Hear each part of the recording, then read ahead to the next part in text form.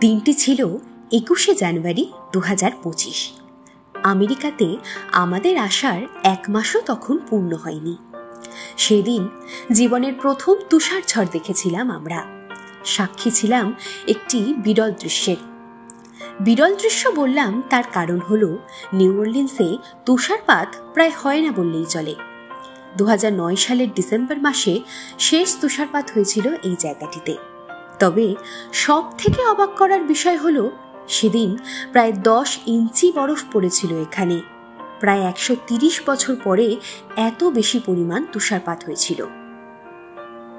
প্রচণ্ড ঠান্ডায় এক মুহূর্তের জন্য গ্লাভস থেকে হাত বার করলেই মনে হচ্ছিল হাতটা যেন কেউ কেটে ফেলল। তবুও আনন্দে আমাদের মতো সবাই ঘর থেকে বেরিয়ে রীতিমতো বরফ নিয়ে খেলতে শুরু করে দিয়েছিল। আমাদের বিল্ডিংয়ের ঠিক নিচেই সবাই মিলে এরকম সুন্দর একটা স্নোম্যান বানিয়েছিলাম। গাড়িগুলোকে দেখছেন কিভাবে বরফের আস্তরণ জমেছে।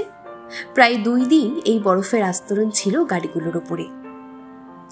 তবে জুলাই মাসের শেষের দিকে এখানে এখন প্রচণ্ড গরম, তাই এই ভিডিওগুলোই এখন ভরসা গরম থেকে একটু রেহাই পাওয়ার। সত্যি এইরকম একটা বিরল ঘটনার সাক্ষী থাকতে পেরে নিজেদেরকে বেশ ভাগ্যবানই মনে হচ্ছিল।